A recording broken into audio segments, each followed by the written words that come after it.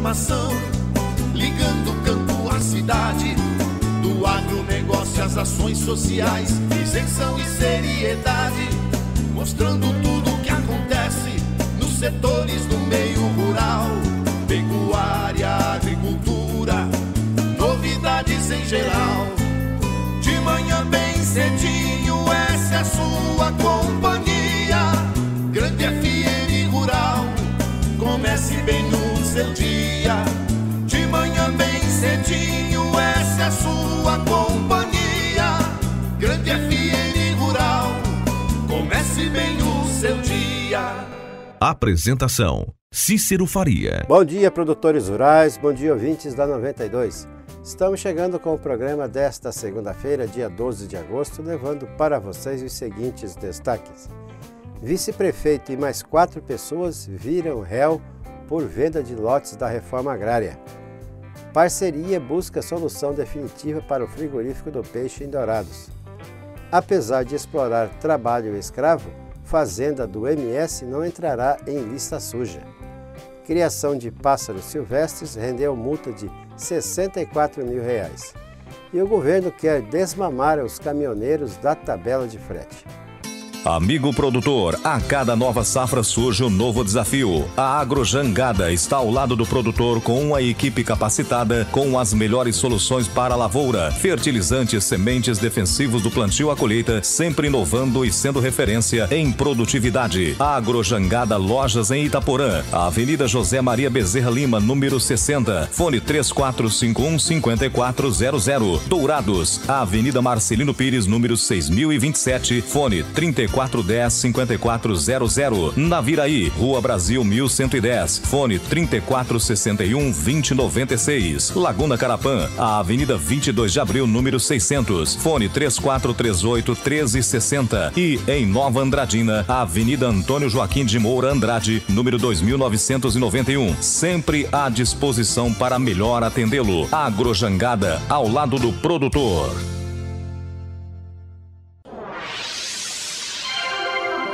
O que a meteorologia nos reserva hoje?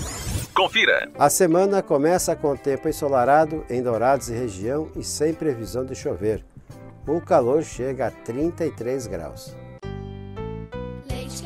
O Laticínios Cambi está sempre inovando para atender os seus consumidores. E agora está produzindo leite sem lactose. Também oferecendo queijo tipo frescal, uma delícia. São as novidades em sua mesa, ao lado da bebida láctea, manteiga, requeijão e outras delícias com a marca Cambi. Laticínios Cambi, 3424-1213.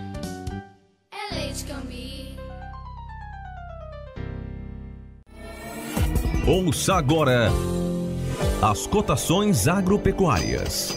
O mercado do agronegócio fechou na sexta-feira com esses preços. O friboi de Ponta Porã pagou R$ 144,00 pela arroba do boi gordo, com 30 dias para o pagamento. No frigorífico Brasil Global de Guia Lopes da Laguna, a R$ 145,00 à vista. Vaca gorda, R$ 134,00 no friboi a prazo e também no Brasil Global à vista. Em Dourados, no disponível, saca de milho a R$ 28,00 e a de soja a R$ 71,00, informou a GD Corretora. O melhor para a lavoura é ter Syngenta para ajudar.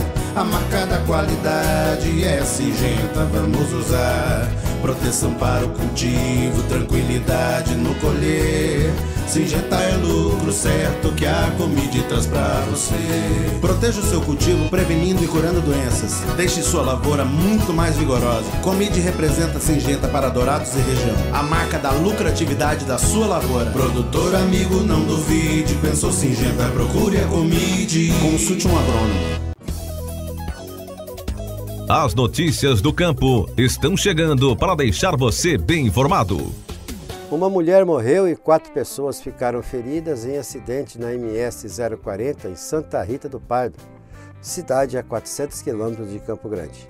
A mulher dirigiu uma caminhonete que atropelou uma anta na rodovia e capotou em seguida. Ela foi arremessada fora do veículo. O homem que estava no banco do passageiro ficou gravemente ferido e socorrido para a Santa Casa em Campo Grande. As outras 3 pessoas foram levadas para o hospital de Santa Rita do Pardo. O vice-prefeito de Nova Alvorada do Sul, Moisés Neres de Souza, e outras 4 pessoas viraram réus em processos da 2ª Vara da Justiça Federal de Dourados pela venda ilegal de lotes destinados à reforma agrária no distrito Pana. Além de Moisés Neres de Souza, também são réus no processo Jorge Fernandes Guimarães, ex-subprefeito do distrito, Rogério Casarotto, Fábio Mendes Fernandes e o vereador Luciano Dias da Rocha. Após a denúncia ter sido acatada pela Justiça Federal, os 5 réus têm 10 dias para apresentar defesa prévia. Os 5 são acusados de participarem de um esquema que transformou em um loteamento urbano uma gleba de 14 alqueires, distribuídas em 1999 para assentamentos da reforma agrária. A área fica às margens da MS 145 e o loteamento irregular já tem até hotel, bar e igreja evangélica. Os compradores assinavam um termo de compromisso para construir o mais rápido possível, porque a intenção era ocupar rapidamente a região e criar um fato consumado. Assim, seria uma forma de obrigar as autoridades a legalizar o loteamento. As negociações dos lotes não pararam mesmo depois da denúncia ao Ministério Público Federal em 2012. 2 anos depois, o INCRA realizou uma sindicância e comprovou que não houve participação de nenhum servidor seu nessa maracutaia. Todas as obras no loteamento estão interditadas até que a Justiça julgue um outro processo de reintegração de posse movido pelo INCRA. Uma parceria entre o município de Dourados, o Estado e a União vai possibilitar a otimização dos recursos já investidos na implantação do frigorífico do peixe em Dourados, de forma que a estrutura já existente no local tenha uma destinação que atenda ao setor produtivo. Uma reunião pode ter sido um passo importante nesse sentido. De acordo com o secretário interino da Agricultura Familiar de Dourados, Júnior Bittencourt, as tratativas tiveram início há dias, até como forma de evitar a deterioração da estrutura já instalada e o consequente desperdício do dinheiro público. Bittencourt recebeu, na semana passada, técnicos da Secretaria Estadual do Meio Ambiente, Desenvolvimento Econômico, Produção e Agricultura Familiar, da Agraer, da Iagro e também do Ministério da Agricultura. A visita técnica foi mais um dos encaminhamentos dentro do propósito da gestão municipal para a área e a construção existente no local, na BR-163, com a MS 376. Com o advento do novo governo e a extinção do Ministério da Pesca, não houve mais previsão de repasses para novas etapas da obra do frigorífico do peixe. Dessa forma, e até porque o que foi feito até agora pode ser utilizado para fomentar diversas atividades, além do pescado, iniciamos essa discussão, disse o Júnior Bittencourt, sinalizando que a área e a estrutura podem ser anexadas, por exemplo, pelas futuras instalações da SEASA, cujo processo de implantação pelo governo do estado avança e deve se tornar realidade em breve. A fazenda denunciada por submeter 6 indígenas em condições análogas à escravidão não integrará a lista suja do Ministério da Economia. Apesar dos depoimentos contundentes e fotos das condições degradantes, não houve flagrante da fiscalização. A procuradora do Ministério Público do Trabalho, Simone Beatriz Assis de Rezende, recebeu a denúncia cerca de 15 dias depois que os indígenas haviam saído da fazenda localizada em Corguinho, distante a 88 quilômetros de Campo Grande, e voltaram para a aldeia La Lima, em Miranda, onde viviam. A denúncia chegou ao MPT no início desse mês. 2 índios prestaram depoimento à procuradora na aldeia. A falta de flagrante impede que a fazenda seja incluída na lista suja do Ministério da Economia. As empresas rurais integrantes da lista ficam proibidas de contratar com o governo federal e de receber empréstimos de bancos públicos. Policiais e fiscais ambientais de Mato Grosso do Sul apreenderam 26 pássaros, gaiolas e alçapões usados na captura de aves silvestres em uma fazenda de Pedro Gomes, a 300 quilômetros de Campo Grande. O criador foi multado em R$ 64 mil por crime ambiental. A situação encontrada no local indica que o fazendeiro até tinha autorização para criar pássaros, mas fazia captura na natureza, prática proibida para animais silvestres. No meio dos pássaros, havia 2 da espécie bicudo verdadeiro que corre risco de extinção. Segundo a PMA divulgou, a informação chegou através de denúncia anônima de que, em uma fazenda, havia várias aves silvestres engaioladas. As equipes foram à propriedade rural e encontraram na residência do local 29 gaiolas. Em cada unidade, uma ave. Também foram achadas armadilhas. Um incêndio em uma fazenda consumiu parte da lavoura de milho e invadiu uma plantação de eucalipto em Primavera do Leste, a 239 quilômetros de Cuiabá. O milho já havia sido colhido e no local só havia palhada. Como a propriedade fica próxima à BR-070, funcionários suspeitam que o fogo tenha começado em razão de uma bituca de cigarro jogada às margens da rodovia. Produtores disseram que se deram conta do incêndio por volta de 9 horas e logo chamaram os bombeiros. A BRF, maior exportadora de frango do mundo e dona das marcas Sadia e Perdigão, voltou a registrar lucro no segundo semestre após 3 trimestres seguidos de perdas, segundo o balanço divulgado na sexta-feira. A companhia registrou lucro líquido de R$ 191 milhões nas operações continuadas entre abril e junho, diante de prejuízo de R$ 1,435 bilhões no mesmo período do ano passado e após perda de 113 milhões no primeiro trimestre.